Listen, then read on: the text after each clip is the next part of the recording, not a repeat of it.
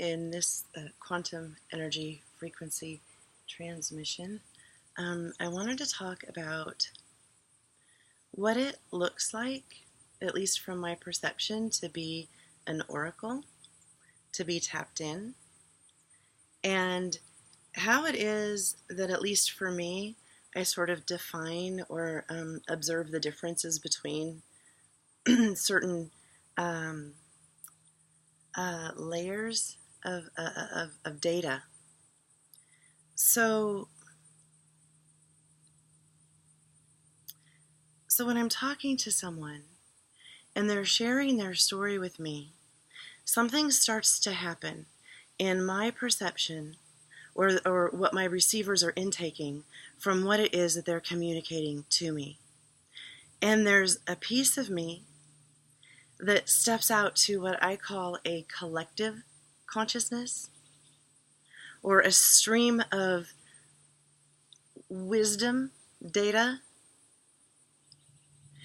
And then another thing that sort of comes out through the conversation is what I refer to or call mass consciousness, which is this layer of data that is distorted.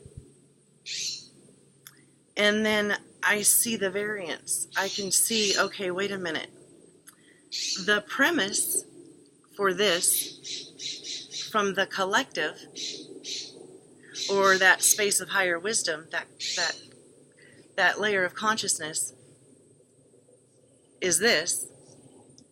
But what I'm hearing is this and this and this and this, and okay, I this is a societal thing. This is a religious imposing. This is all these distortions coming in over the top of it,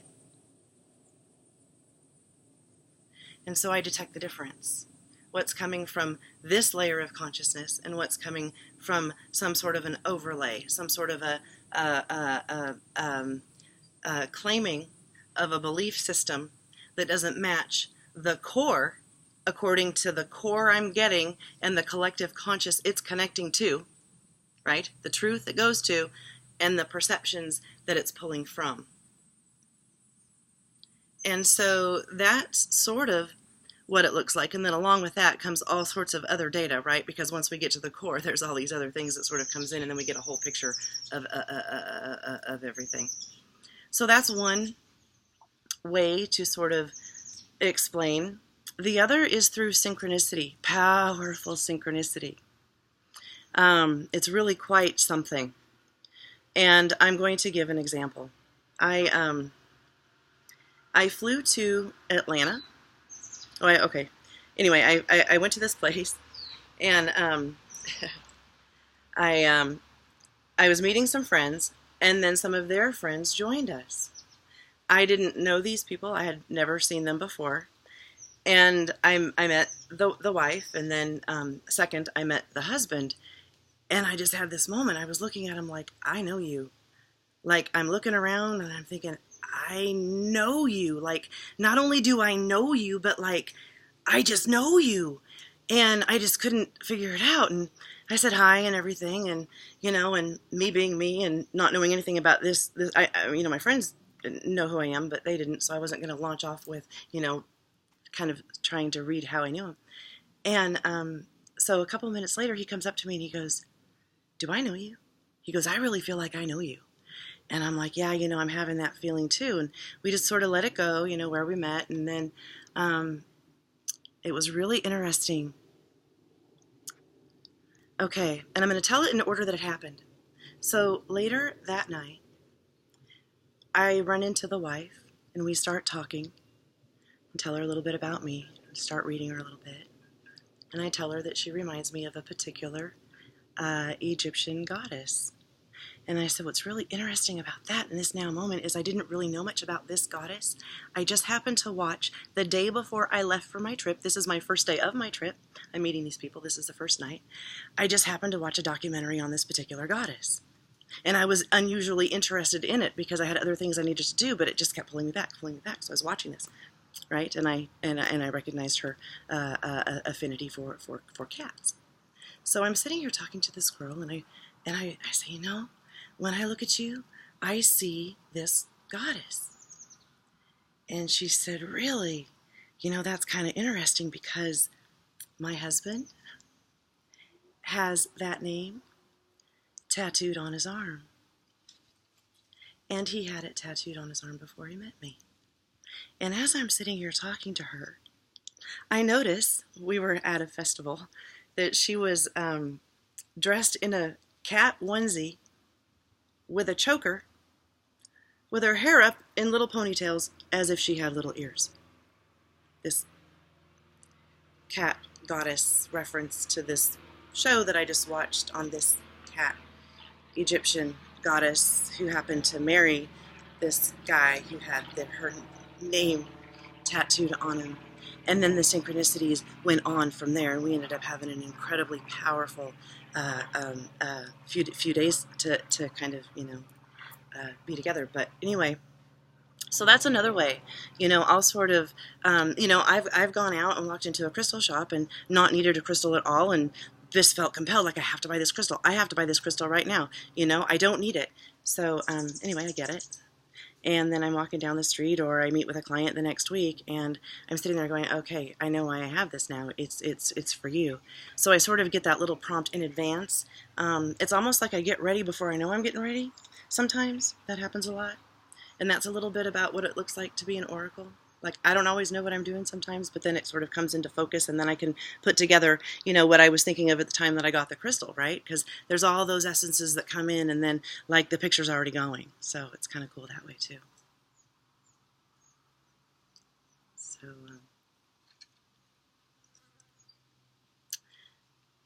and I think,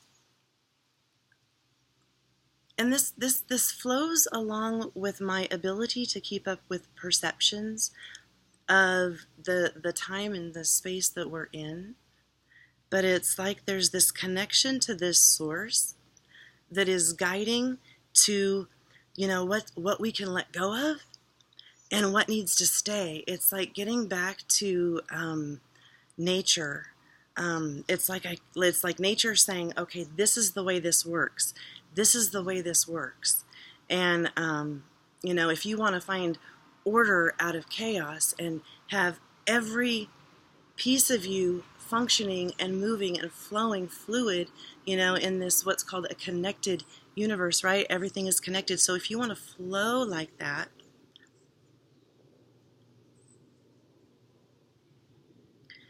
there's a way to do that, and that is shedding what some people refer to as a matrix.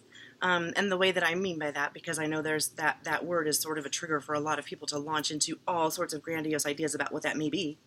But for me, it just means that we are layered through distortions. How many of us are holding enraging thoughts over something that happened decades ago, right? Like making that a piece of them, like holding that to them, like a cancer growing, right? How many of us are stuck in that without realizing, I wasn't even alive then? So I'm going to let that go, kind of not my problem, not on my plate at this moment. And think of how much that clears, right? That's the sort of thing. That's the sort of vision. That's the sort of truth that comes up in conversation that I have with people. They start talking about, a couple comes in and the boyfriend's like, she won't get off my back about, retirement and this and that and this and that. They're 22. So, a potential, I'll make this sort of quick, a potential in that scenario is this 22-year-old girl is first projecting, it's his responsibility to make sure her retirement's good, right? Right? So that's no accountability to herself. And second, whatever fear she has about security, about abandonment, or whatever has been triggered. And so now she's reaching for something to latch onto. In this case, she's far reaching. She wants to start now. She's 22 years old. If they're going to start arguing right now about retirement, really? That's a lot of time and energy worrying about something that is unnecessary to worry about, right? Because when you worry, when you hold that space of worry, you're bringing that to you, right? So, don't do that. Don't do that. But see, that was her way of no accountability. So this is what I see. I can see that in those moments, I don't have to go to him and say, well, what do you think about this? First, I go back to her and say, well, why do you think it's his responsibility? Right? We're sovereign.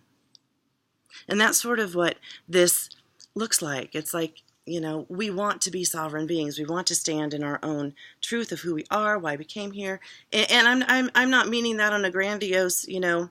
I mean, for you personally, what that looks like for you. Right? So when you talk and those things come out, I point those out.